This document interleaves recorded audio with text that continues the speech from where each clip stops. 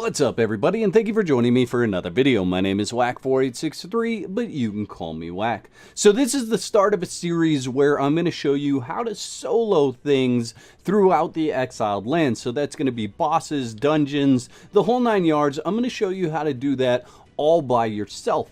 And I'm going to use this exact setup for absolutely everything. So I'm not going to go through this setup in future videos. I'll just link people back to this video so that they can see exactly what I'm using.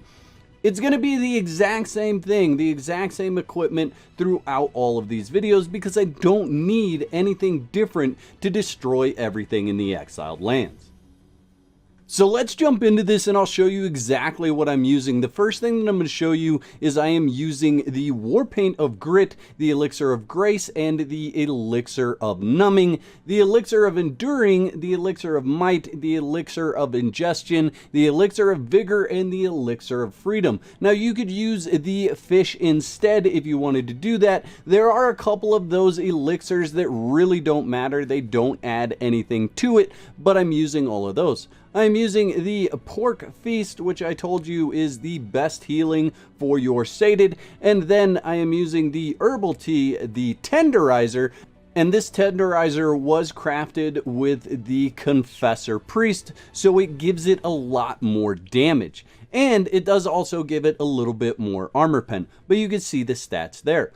I'm using the Ancient Lemurian Axe with the Blacksmith that is the Bladesmith. It does have low durability, but that's okay. And I have Master Weapon fittings on both of those. I'm using the Infused Wraps and the Concentrated Aloe Extract. And then the Venom Infused Daggers. This was also crafted with the Bladesmith Blacksmith, and it has the Master Reinforcement Kit on it. The Ancient Lemurian Shield also has the Master Reinforcement Kit on it, giving it a massive amount of durability.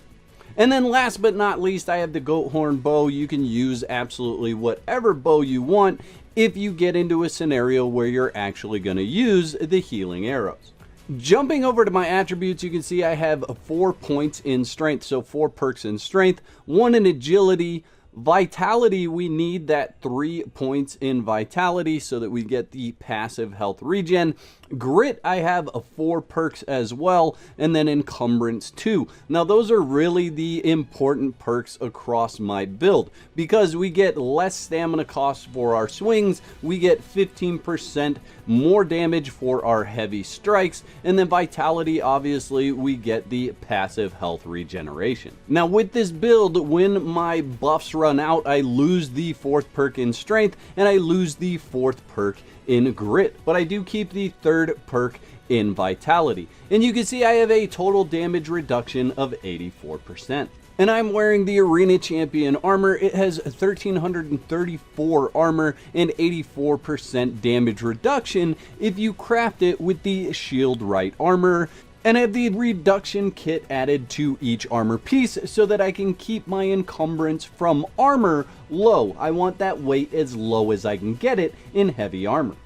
And where we're headed is down here to New River to face the giant croc. Now obviously this is a level 60 guide, but I thought that I would start with the first boss you're likely to encounter in your running through the exiled lands. So the first thing that I do is I make sure I clear out all the ads. The last thing that you want is to leave one of these guys alive and have it end up being a monstrous version. That's going to be the version that is actually a 1 skull boss, and it has glowing eyes. Going up against the ads and the main boss, or the 3 skulled croc, in and of itself can be pretty difficult, but if you end up with one of those monstrous versions, it can be devastating to your success in taking out this crocodile. So the first thing that I do is I run around the entire little lake here, and I make sure that I take out all of these crocodiles, because if I need to get away, or if I need to expand the area that I'm fighting the croc for some reason, I don't want to have to deal with these other little crocodiles. So we're gonna run around, we're gonna take them all out. That looks like it there.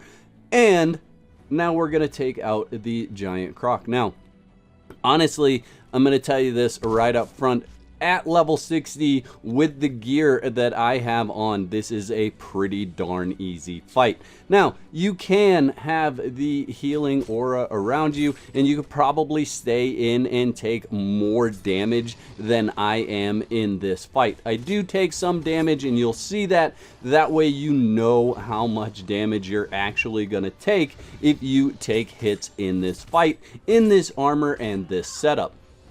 But what I'm doing right now is just stacking those bleeds and those poisons. That's going to be a big deal for your success with this fight. You can see, just not even doing anything, my passive damage is 91 hit points with that bleed and that poison. I can then switch to a different weapon like the ancient Lemurian axe and do some big damage. And you're probably wondering why I was doing air kicks there. I forgot that I didn't have my daggers equipped, and I was actually trying to flip away from the damage. I had a whack moment there, guys. I just totally didn't know what I was doing. Now, if you're not going to use daggers in this fight, or you're not going to use the flip in this fight, what you need to do when he attacks is actually roll into him. You want to roll to one side or the other to avoid the damage.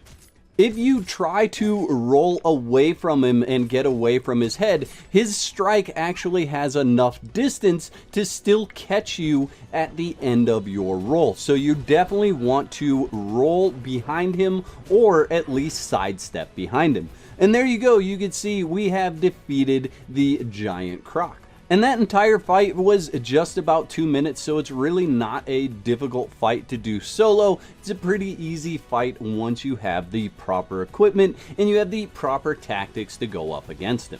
Now, what I'd like to know in the comments of this video is, which boss or which dungeon do you think I should do next in this series? Leave that in the comment section below. The whack moments in this video were sponsored by my legendary supporters. If you'd like to become a member, you can click the button below that says join. That'll give you all the details. And if you want to continue the fun, there's 2 videos on the screen. You can pick one of those to watch next. Please don't forget to whack the like button. And if you're new to the channel, I'd encourage you to click that subscribe button, click that bell so you get notified when I upload another video.